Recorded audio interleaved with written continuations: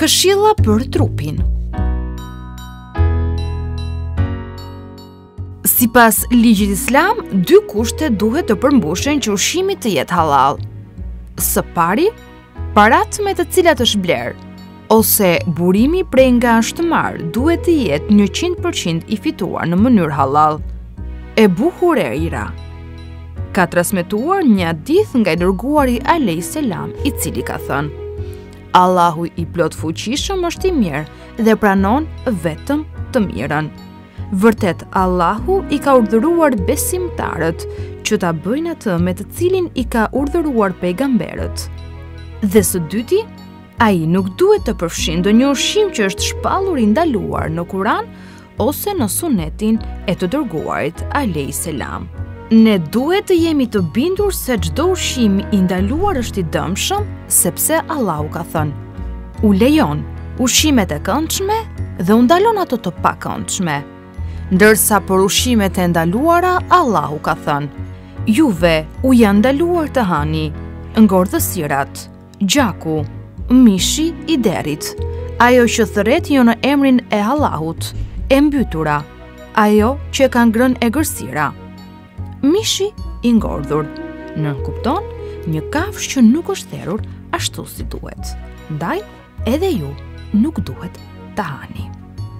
Është e ndaluar mishi i ngordhur përveç peshkut dhe karkalecit, që është përjashtuar nga kjo ndalesë prej të dërguarit alayhis salam. Megjithatë, një thënie urtë nga mësimet islame specifikon: çfarëdo që e deti ose që zbulohet nga zbatica mund të hash, por ato që ngordh dhe lundron në ujë, mos e ha.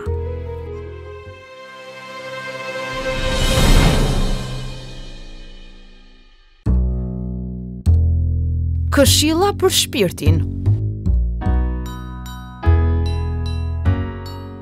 Udhëtimi drejt kënaqësisë emocionale dhe shpirtërore është vazhdimisht i ndërprer nga brengat, trazirat dhe mashtrimet gjatë rrugës.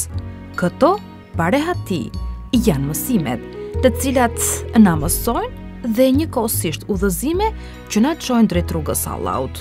Përpjekja për të kontrolluar çdo faktor të vetëm në jetën tuaj është e kotë, pasi jeta vazhdimisht na sfidon me teste të reja. Mjerimi i një personi buron nga paaftësia për të arritur baraspesh në jetë. Nëse e mat lumturinë tënde me të arriturat e tua materiale, mund të ballafaqohesh me shumë shkënjime dhe frustrime, pasi është e pamundur të kontrollohet bota jote e jashtme. Ti duhet të kontrollosh vetëm zgjedhjet e tua të brendshme, vetdijen tënde, ndërgjegjen dhe ndjenjat, pasi janë faktorët që ndryshojnë botkuptimin tënd. Duhet të shikosh brenda zemrës tënde për të gjetur paqe dhe kënaqësi. Kur ti je goditur me fatkeqësi, ti mund të zgjidhesh se si të reagosh. Ti mund të ushqesh armiqësi, shqetësime dhe mosbesim, madje të ankohesh dhe ta humbësh durimin, por atëherë ti do të rëndosh vetëm veten. Madje mund të mposhtesh aq shumë emocionalisht dhe të biesh në depresion. E kështu do t'i lësh obligimet e tua. Kënaqja me gjendjen tënde i largon brengat dhe frikën për të nesërmet. Ibn Kaimi ka thënë: kënaqësia është xhenet në tokë.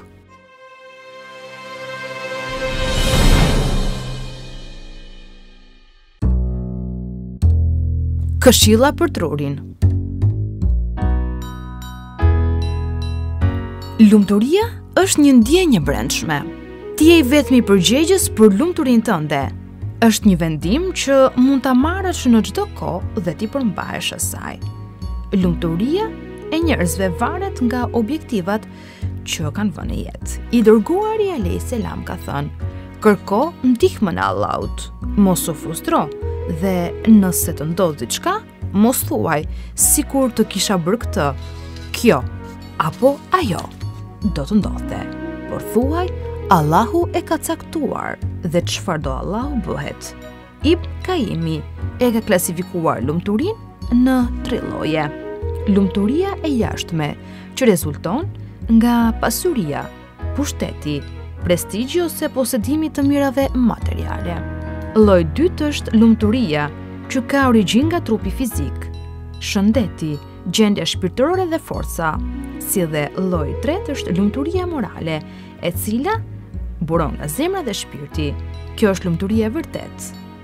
Dhe ajo rezulton nga detyria e dobishme, sjelljet e mira dhe karakteri.